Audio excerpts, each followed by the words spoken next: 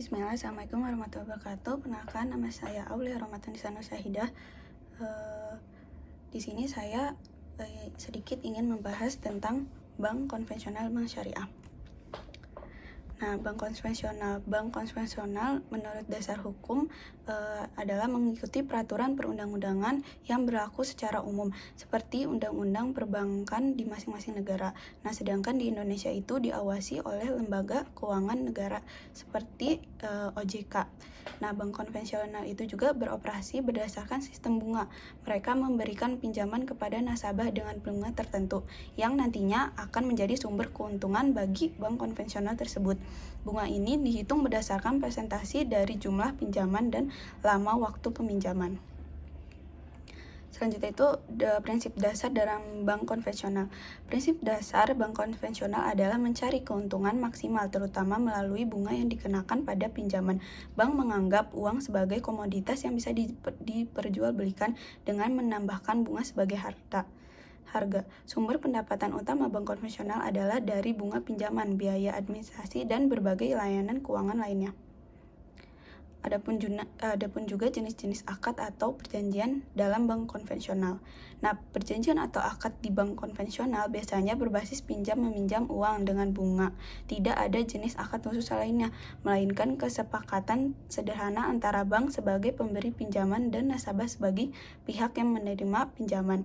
Produk yang ditawarkan biasanya termasuk tabungan, deposito, pinjaman pribadi, kartu kredit, dan investasi berbasis bunga.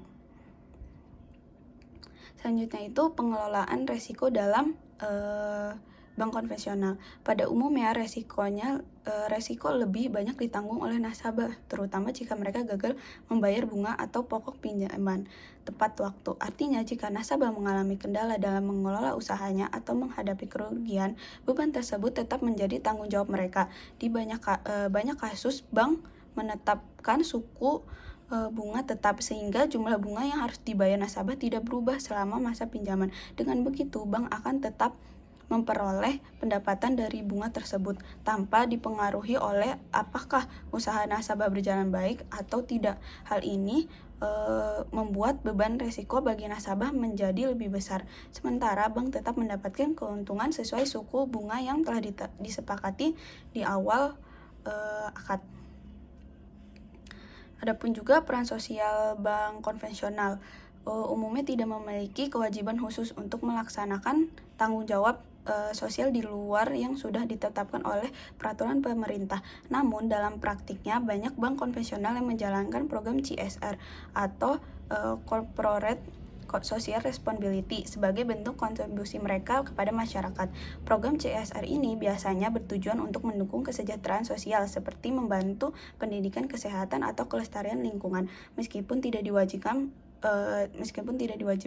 program CSR ini dilakukan untuk membangun citra positif bagi bank di mata masyarakat. Selanjutnya itu bank syariah.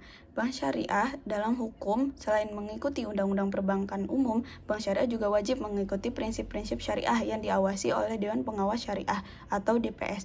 Dewan ini biasanya memastikan bahwa semua produk dan operasional bank sesuai dengan ketentuan syariah Islam dan yang mencakup larangan riba, goror, dan maisir.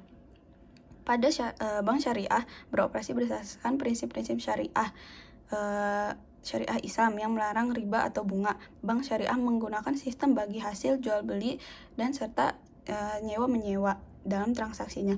Dalam transaksi bagi hasil, bank dan nasabah berbagi keuntungan atau kerugian dari usaha yang dibiayai. Selanjutnya itu ada prinsip dasar. Bank syariah berlandasan pada filosofi bahwa uang bukanlah komoditas, melainkan alat tukar. Keuntungan didapatkan melalui kerjasama dan bagi hasil dengan nasabah, tanpa adanya tambahan bunga atau riba. Transaksi bank syariah juga harus menghindari ketidakpastian atau goror dan spekulasi atau maisir, serta harus berbasis pada kegiatan nyata atau transaksi yang jelas. Bank syariah mendapatkan keuntungan melalui bagi hasil dari investasi atau pembiayaan yang dilakukan serta margin dari akad jual beli. Selanjutnya itu jenis-jenis akad atau perjanjian. Di sini jenis-jenis utama dalam bank syariah itu ada 4: mudorobah, musyarakah, murabahah, dan ijaroh. Apa sih mudorobah itu? Mudorobah itu akad bagi hasil, di mana nasabah menyediakan dana dan mengelola investasi. Keuntungan ini dibagi sesuai porsi yang telah disepakati. Selanjutnya itu ada musyarakah, akad kemitraan, di mana kedua belah pihak bank dan nasabah menginvestasikan dana mereka bersama-sama dengan pembagian keuntungan dan resiko. Selanjutnya itu ada murabahah. Murabahah itu akad jual beli, di mana bank membeli barang yang dibutuhkan nasabah lalu menjualnya kembali dengan tambahan margin keuntungan. Nah, yang terakhir itu ada ijaroh, akad sewa menyewa, di mana bank menyewakan aset atau barang kepada nasabah dengan pembayaran sewa dalam jangka waktu tertentu.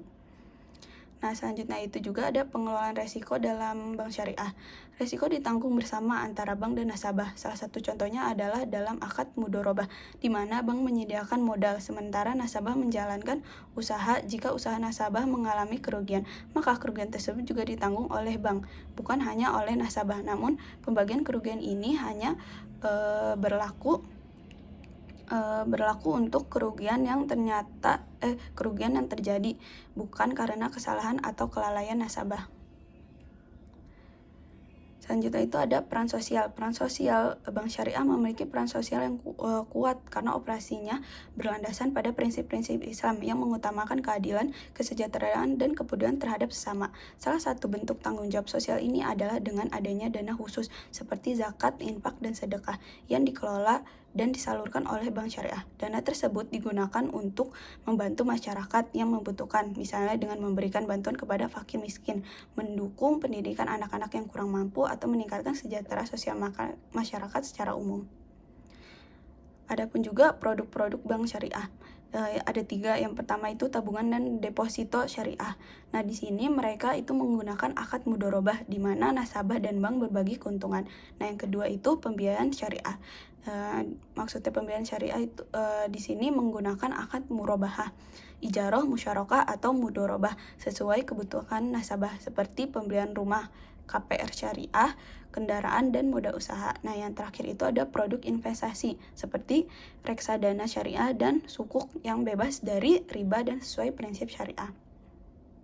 Nah, mungkin cukup sekian dari saya. Assalamualaikum warahmatullahi wabarakatuh.